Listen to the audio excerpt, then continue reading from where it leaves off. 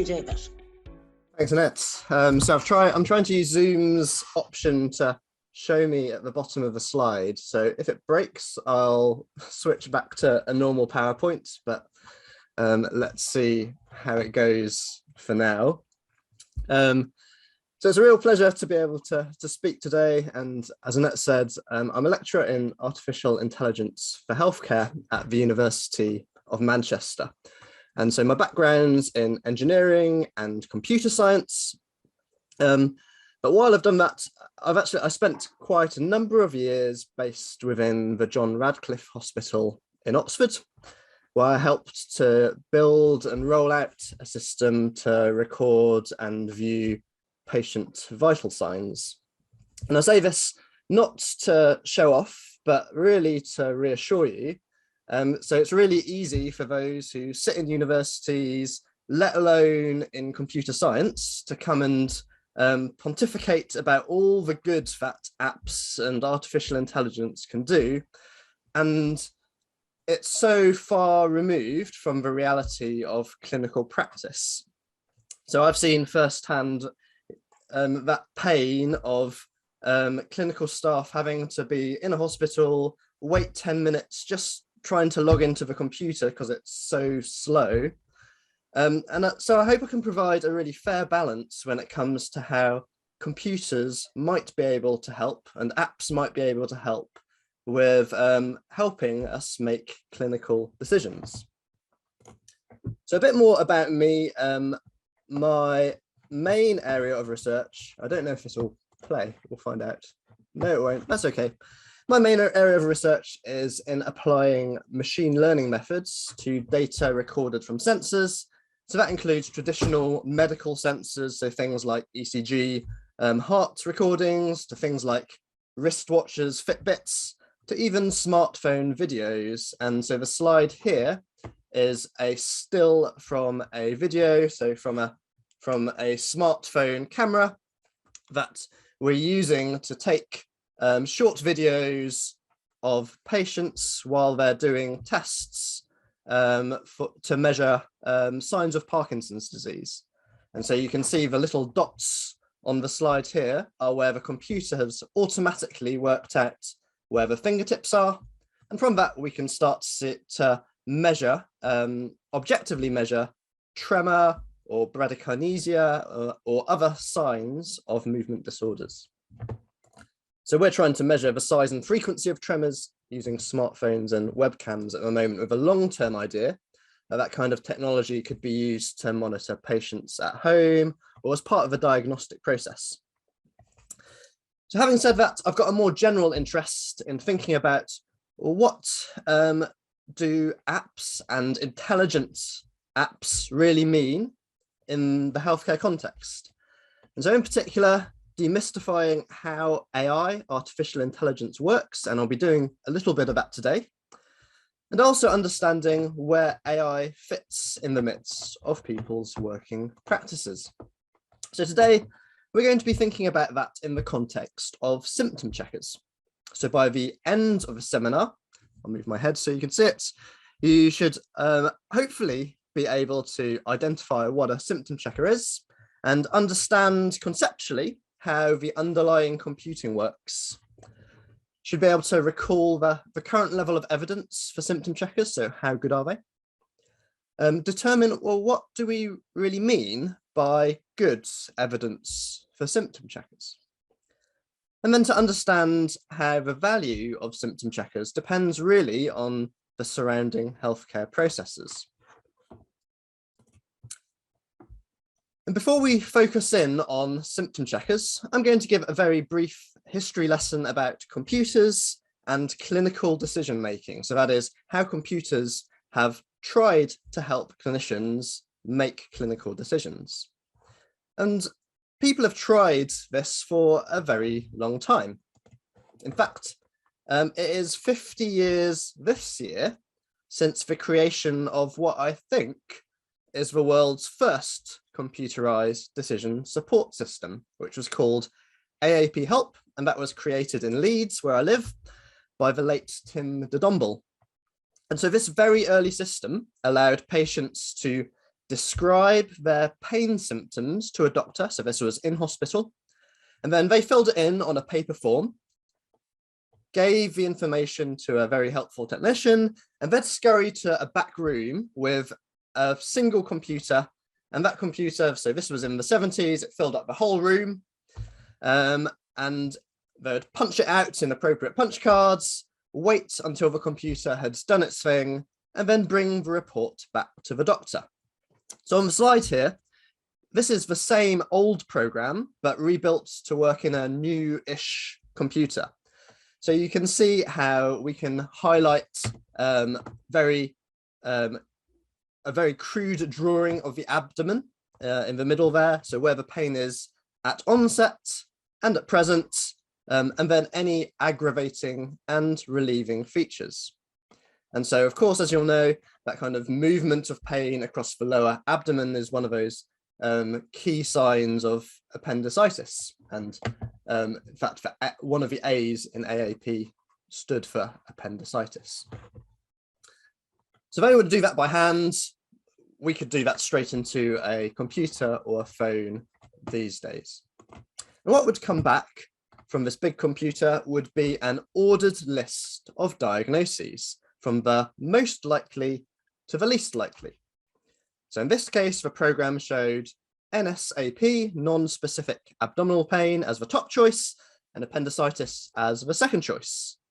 And in fact, the numbers, those percentages of how likely they are, differed depending on whether you were in the ED or on the ward. So it was used in what's now Leeds Teaching Hospitals Trust in the 70s and 80s, and it reduced the negative appendicectomy rate and appendix perforation rate by around 50%. So it looked pretty good, but I'll come back and finish that story about Leeds later on.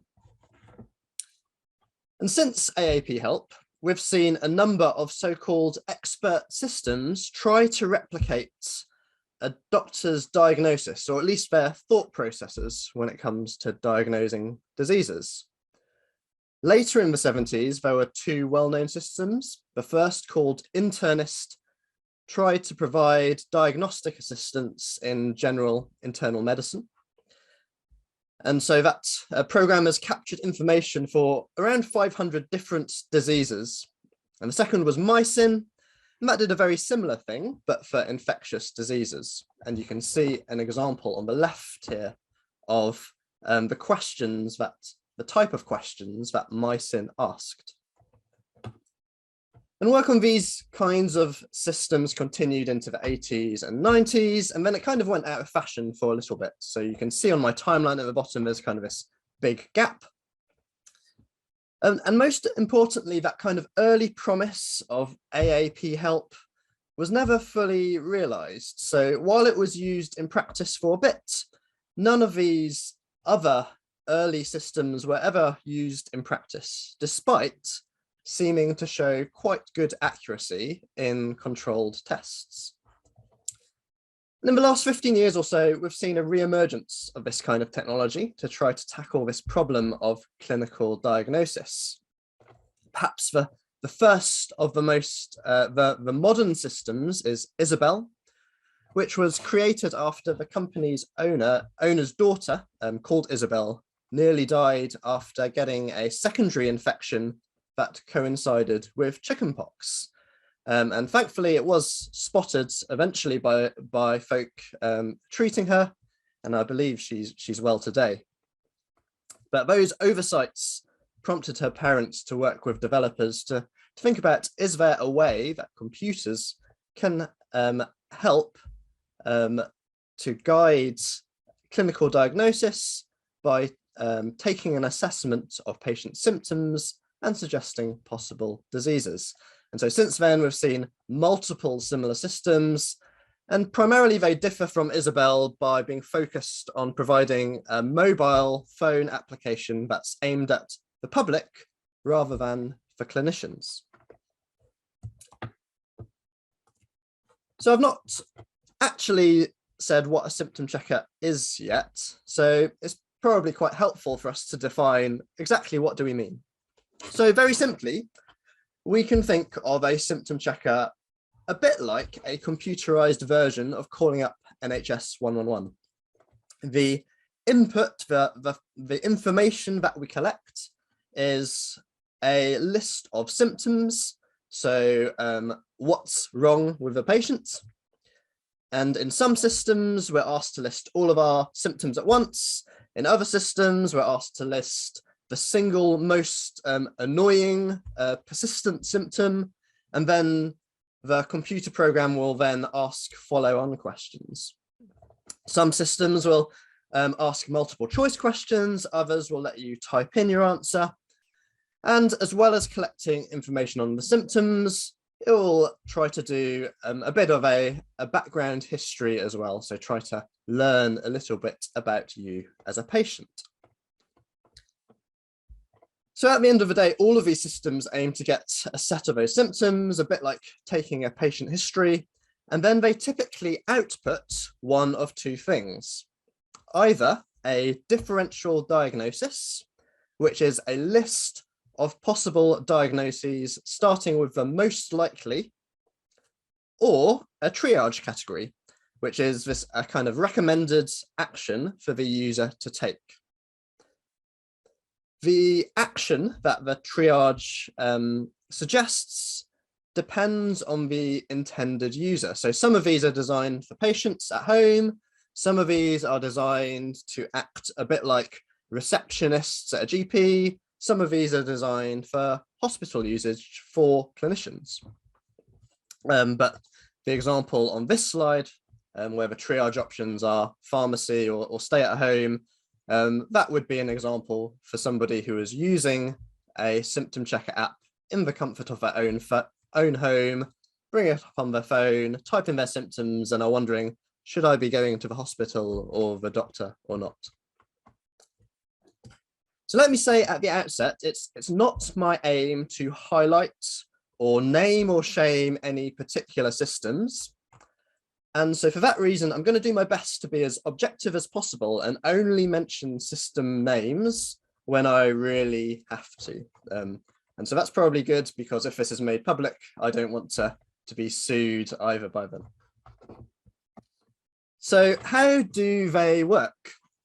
Well, under the hood, pretty much all of the modern versions of these symptoms are proprietary. They belong to companies, so it's very difficult to say for certain. However, we do know how the old historical systems have worked, and we also know what the limitations are of current computing, of current artificial intelligence methods, so we can have a pretty reasonable guess of how symptom checkers work under the hood. And very likely, what most of them are doing is one of two things. So the first on this slide is what we call a decision tree. And a decision tree is basically the same as that childhood game that you might have played of 20 questions, or a bit like Guess Who. So in 20 questions, somebody thinks of an object, and then the other person asks a bunch of yes or no questions, and they have to guess what that object is by the end. And by asking a series of questions, it's possible to quite quickly whittle down from a list of all potential diseases to a much smaller set. So for instance, I've come up with a bunch of 10 possible conditions on the right here, that way. And with a couple of questions, I can whittle that down quite quickly. In real life, of course, there are hundreds and hundreds of possible diseases. So, we can't just do it using 2 questions. We need a whole bunch of questions. But with suitable questions, even just yes or no's, then we can halve the number of possible diagnoses each time. And that means it's possible with absolutely perfect questions to go from 1,000 possible diagnoses to just 1 in 10 questions. So Christine, you're absolutely right. It's very much like a flow diagram, or perhaps the kind of stuff you might see in nice guidance, and these are just being programmed by a computer. So that is one way that these work, and lots of the systems in the 70s basically did this. The other method is actually very similar, but instead of simply getting to that final list of diseases, we end up with a probability, that is how likely each one is as well. In other words, so this kind of a number or percentage that tells us how likely each disease is. And so we can think of it like this. To begin with, before we know anything about any symptoms or about the patients, we can treat each disease as roughly equally likely. It's not quite as simple as that, because in real life, we know that some diseases are just much more common than others. So, you know, hay fever, really likely, chances of stroke are going to be lower if I don't know anything about this person at all. We then ask a question like, do you have a cough? And then we use that answer to update how likely each disease is. So any diseases that involve coughs get upweighted. So on the right here, cold, flu, hay fever, COVID, chickenpox, those still have got a quite high probability. Anything that doesn't involve coughs has a much lower probability. And the way that we do this is with a little bit of maths called Bayes' rule. So I'm not going to explain that, but there's a mathematical underpinning of that. And to do that update rigorously, we need to know what percentage of people with a disease have coughs. So what percentage of people with colds will have a cough. And we can use this information to kind of work out the opposite likelihood. So how likely is it that if you have a cough, you have cold?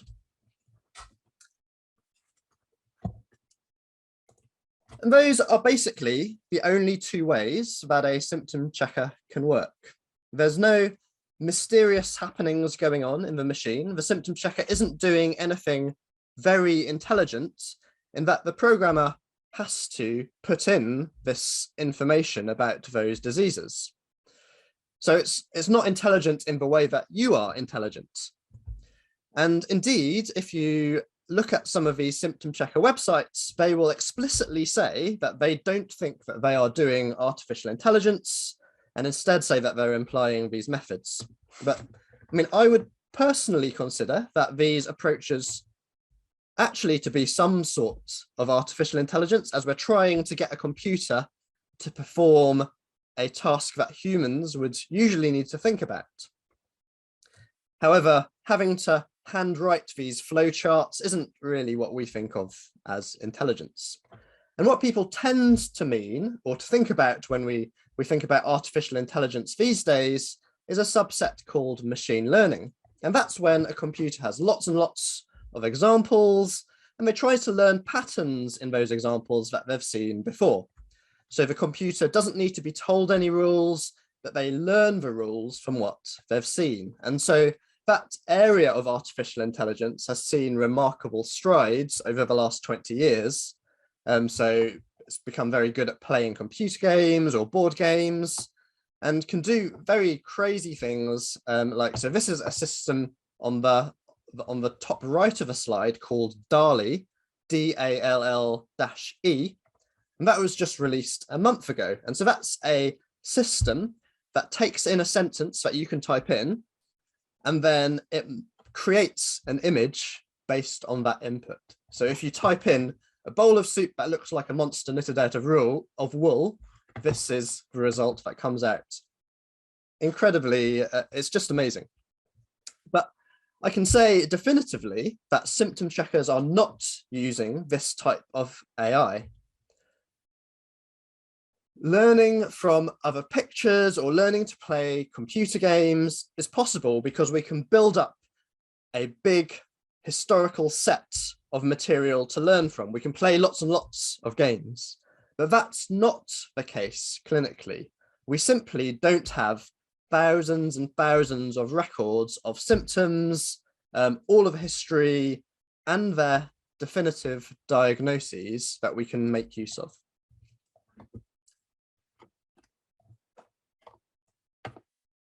Just to labor this point, we can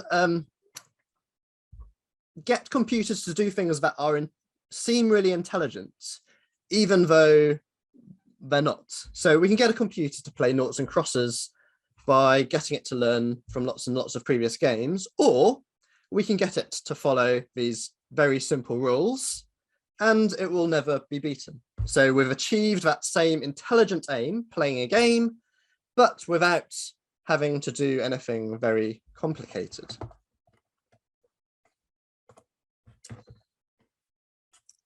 So that's how symptom checkers work. The second thing I want to move on to is, well, do they actually work? So do they actually work in practice? And well, that depends a little bit on what do you mean by working. So you can use these online or download them for yourself. There's a whole bunch of them. I won't name any in particular, but if you go into Google or go onto your app store on your phone, you'll be able to find them with little problem at all. And so fortunately, the business model of these companies means that they tend to be free at the point of use. So let me quickly show you the results for two common systems. So I'm not clinically trained, so I've simply selected a condition from my life. So I've got atrial fibrillation,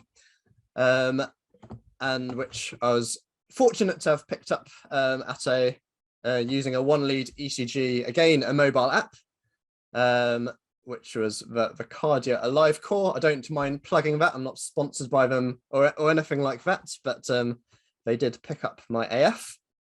So I've entered my symptoms here onto a symptom checker that you can find online, and said that, you know, when I experience AF, I have heart palpitations and dizziness, and that's pretty much it. So I've entered my symptoms, and this was my results. And as you can see, for that quite straightforward case for me, this symptom checker gets it exactly correct. And I did the same with another symptom checker here. I haven't filled in all the details, but on the very left, when I wrote what's the symptom that's troubling you the most, I wrote down heart palpitations, and then it asked me a whole bunch of other questions as well. So you can see this one: are you suddenly feeling overwhelmed that something terrible is happening to you? I understand clinically that that's probably trying to pick up, am I having a heart attack? It goes through my questions, and at the end, it comes up with a list of what it thinks I might be wrong with me. And, you know, it doesn't pick up AF, but the answers are cardiac related, and they're, you know, reasonably sensible. At least for my limited clinical knowledge. You might take me up on that. So for that example for myself, symptom checkers have done okay. However, there are very many well-known examples of symptom checkers getting things very, very wrong. And so on the slide here are a couple of examples over the last 5 years, which were pointed out to developers of those systems, and I believe now have been fixed. So on the right, this is a video, but isn't showing because I'm a video on the front, but you can check this chap out on Twitter if you're interested.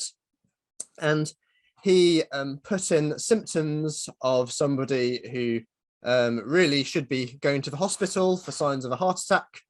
And the symptom checker, I think, output panic attack, stay at home, nothing is too wrong with you as the output. So clearly very dangerous. On the left here is an example from 5 years ago now, showing what happened when I typed in loss of appetite. And obviously the response from that symptom checker is just totally bonkers. I've got no idea how it came to that conclusion at all. So it says, recovering from an aortic valve replacement. So of course, the very fact that these sorts of symptom checkers with those kinds of mistakes have been able to reach a public, be downloadable by the public is pretty alarming.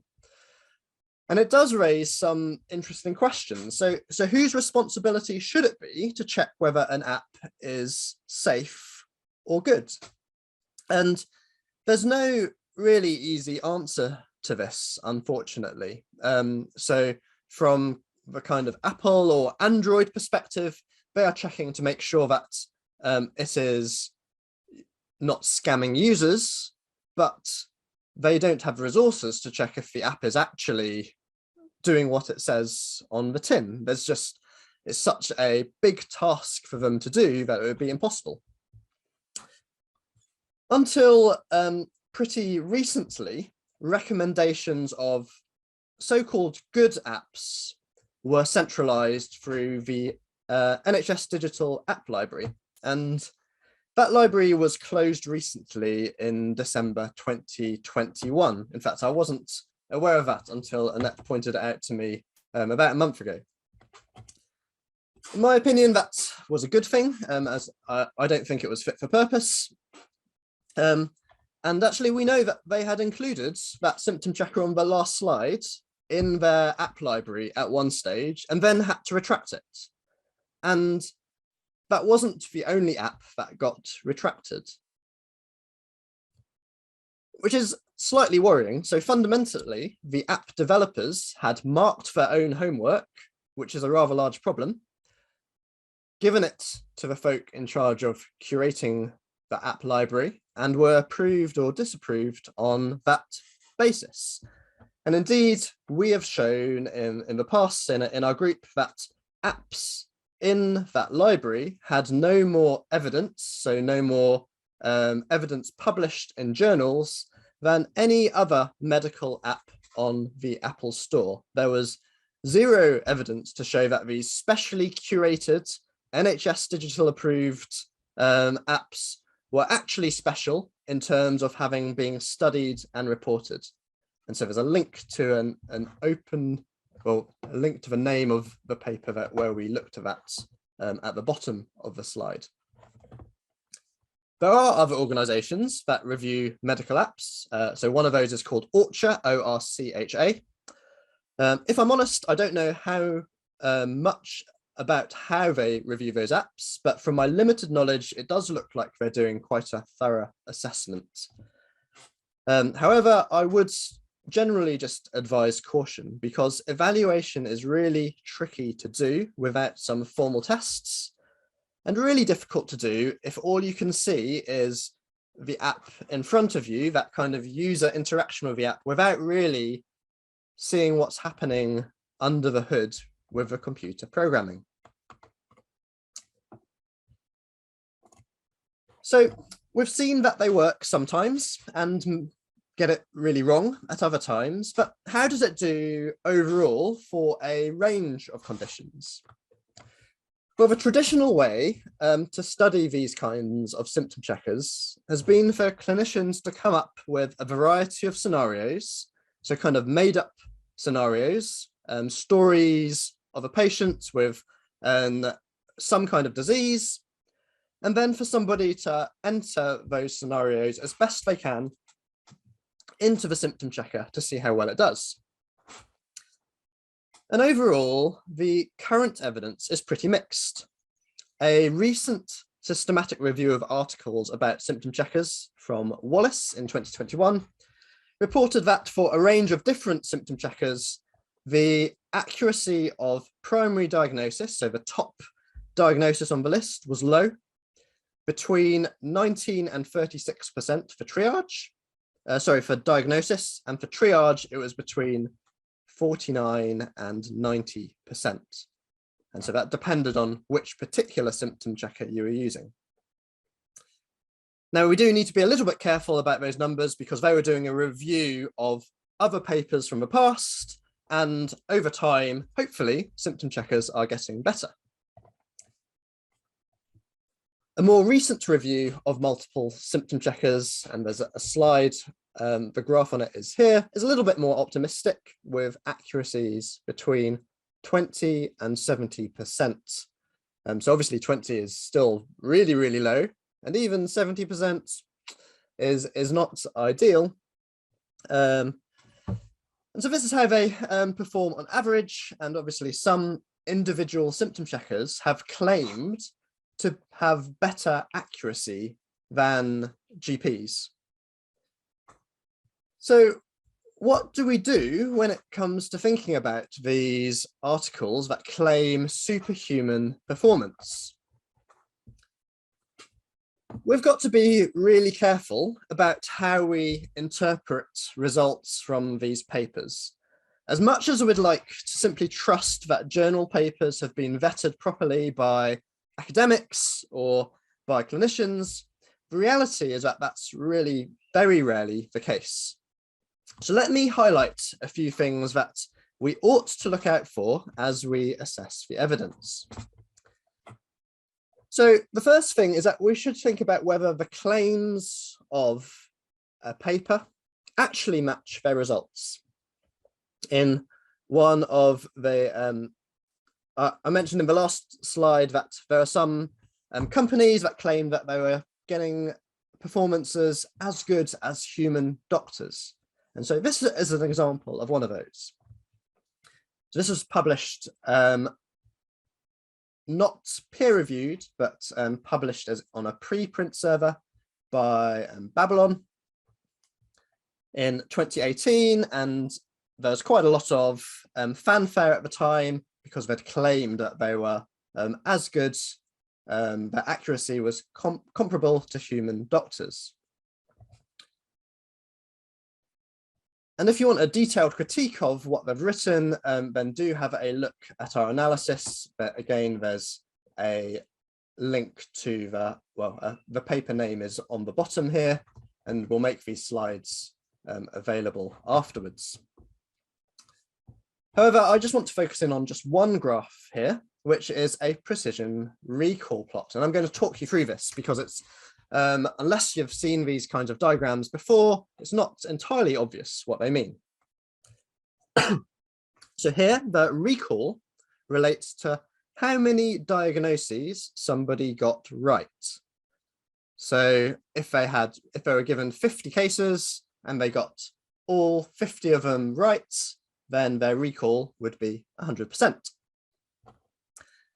The precision relates to how long their list of possible diagnoses were. The idea is that if for every single case I got it right, but I had a list of 1,000 diagnoses, possible diagnoses, well, that's not very good, is it? So we want to have very short diagnosis lists, and we want them to be right. So if you have a very high recall and a high precision, that is perfect. So each doctor was given a bunch of cases to review, and they get a recall and a precision, and that's marked by a triangle. So closer to the top right is better. On the other hand, a computer can be tuned to output longer or shorter lists so that we can test it multiple times. And that's why instead of a single triangle, it gets a line on this graph. So as I've mentioned, in an ideal world, we want to be right at the top right of the graph where we've got the correct diagnosis in just one guess. And as you can see here, there were 7 doctors, 7 triangles who took part in the test. And of these, 4 of those are closer to the top right than the symptom checker blue line. 2 are on the line, and 1 is much lower than the line. So if 4 out of 7 of doctors were doing better than the symptom checker, how is it that the company said that the results were comparable? Well, It turned out that Dr. E, so this orange triangle, reviewed many more cases than the other doctors, so that when they averaged all of the doctors' scores together, Dr. E counted for more than the other doctors, and so they effectively pulled the average down by more than they should have. In other words, these results as presented, that graph is all correct, but the overall interpretation and what they put out to the media was that this symptom checker is comparable to human doctors is misleading. This sort of thing, where statistics are misconstrued, I'll just move, to make technology look better than it is very commonplace. So obviously companies have a vested interest to big up, to amplify the results of their studies. So just to show that I'm not singling out any particular company, or maybe to double my chances of getting sued, here's an example from a different digital health intervention that is designed to help monitor women with gestational diabetes. And on the company's website, they claim that there's a reduction in women transitioning to pharmacological treatments and a massive reduction in C-sections, 42%, which is pretty surprising given that this is just to monitor your blood sugar and vital signs over the course of pregnancy. So if you actually read the paper where the results come from, the main aim is to see whether patients had similar control over their blood glucose levels using their digital system versus traditional monitoring, and indeed they did. And however, they specifically state that they did not show a significant effect on any other outcome. Let me be clear, the paper that was produced is good. It was peer-reviewed. The study that they've done and how it's reported is good. But the company's choice to cherry pick some numbers is incredibly misleading. They shouldn't be claiming that these reductions are true any more than if I flipped a coin 5 times and it came out heads 5 times in a row, I shouldn't go around saying I've got a two-sided, two-headed coin. That kind of willful misinterpretation of results is one way of trying to mislead a reader. The second thing we should be aware of is who is sponsoring these studies of symptom checkers. If an evaluation is being sponsored by the company, then there are clear conflicts of interests.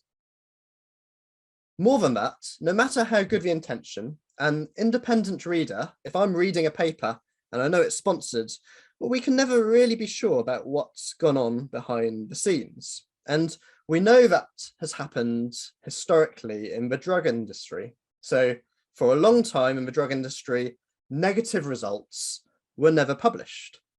And what that meant was that that led to drugs appearing to be much better or to have a bigger effect than they really did. If you want a detailed look into this, then I'd highly recommend the book Bad Science by Ben Goldacre.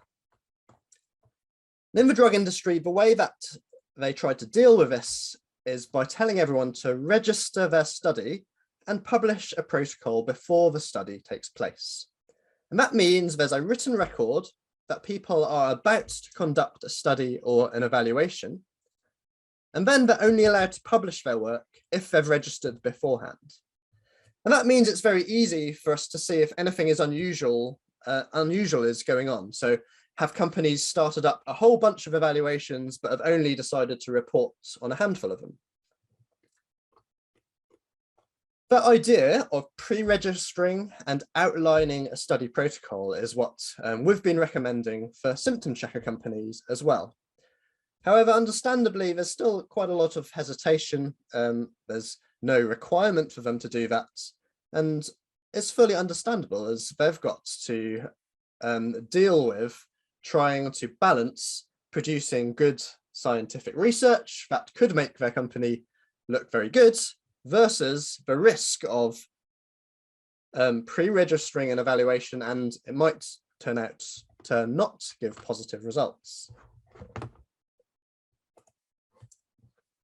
And so this is just a quote from a review article here, that symptoms are more likely to succeed or give positive results when they're evaluated by their developers. So let me be clear, I don't think that there's a massive conspiracy to mislead people in most instances. On the contrary, my experience from chatting to folk working at the symptom checker companies is that they're very decent and noble folk indeed. They're trying to make software to help. However, by whatever mechanism, there's a fair body of evidence to suggest that any self-evaluation is more likely to be favourable. And don't know the reason for that. I'd hazard a guess that a good deal of that could just be due to little unconscious biases that kind of tilt a study in the favour of your digital intervention. The third thing we ought to think about is whether articles are even reporting the right thing. That's actually quite related to the first point. So sometimes numbers are reported correctly and they sound impressive, but when you think about it in more detail, actually they're not. So here's one example based on a true story. Imagine a symptom checker that's used a bit like a GP receptionist, and it's used to triage people to either get an appointment, go to the pharmacist, or if they're calling for a reason, that can be handled by admin staff. And based on historical data, the symptom checker made the same decision as what happened in real life 75% of the time. So it had an accuracy of 75%. Sounds great. However, if we look more closely, we see that the vast majority of people actually needed to go and see a GP. So everyone in that first column. So if our system just says, send everybody to the GP, we would have a much, much higher accuracy. And so in this case, even though accuracy sounds good, it's not the right thing to be measuring.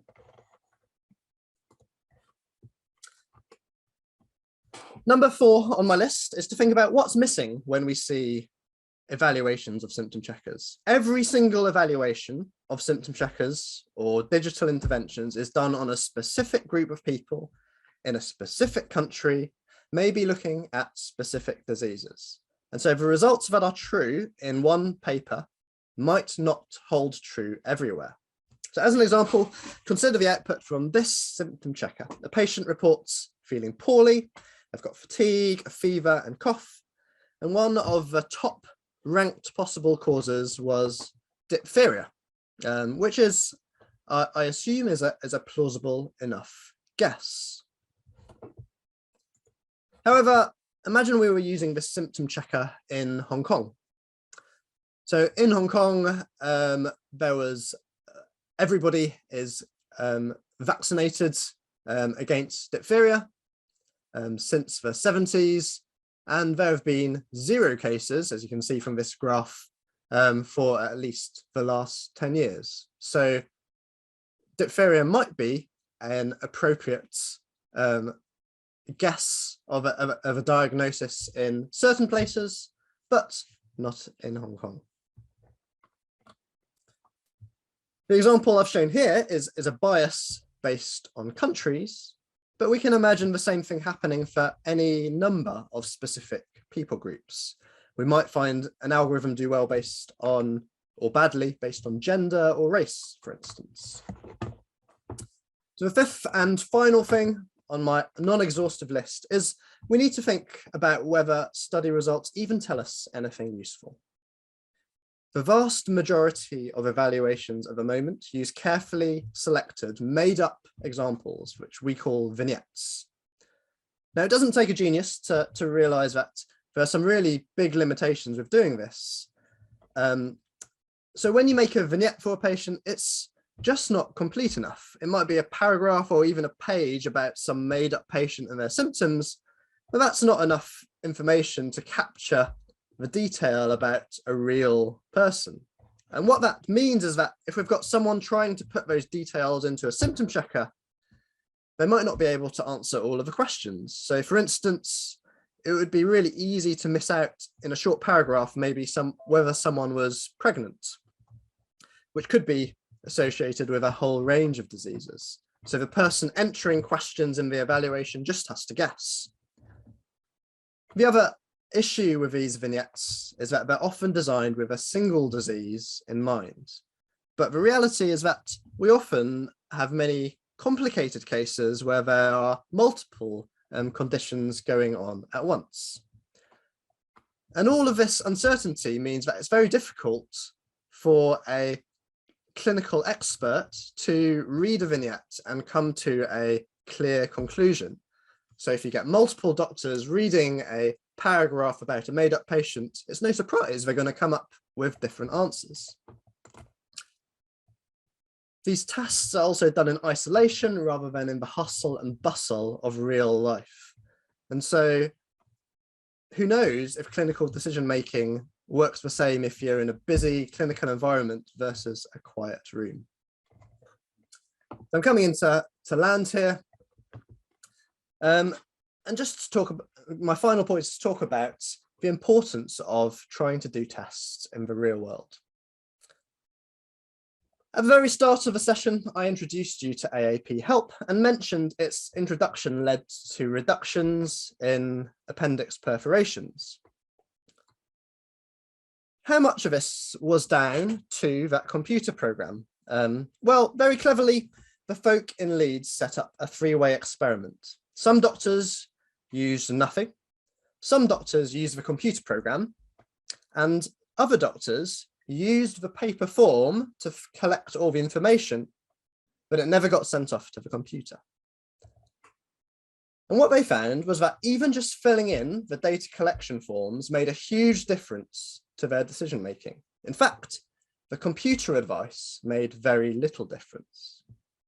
So that's a great example of where it looks like a computer system makes a big difference, but only careful study in a real world setting showed that the important part was not the computing, but was in changing the processes. For symptom checkers, the next step is to think about how do we evaluate these in real life. And just recently, people have started to do this. There's a preprint out now looking at this for ED patients. So this can all come across as quite depressing. However, to me, the very fact that symptom checkers are being tested and are just starting to be tested clinically is a sign of progress. On this summary slide here is a suggestion of how do we start to fix these problems. I've gone over this a little bit as I've talked, but one solution is to ensure that we're reporting studies end-to-end properly by publishing study protocols. By making sure that when we are evaluating our symptom checkers, we're using representative cases of our populations and making sure that these scenarios are independent, that we aren't marking our own homework. And finally, to make sure that when we're evaluating, we don't leave it in the classroom, but we actually test how do they do in real life. So I had some learning outcomes at the beginning, and I guess my summary of the answers to those are here. I'll end at this point.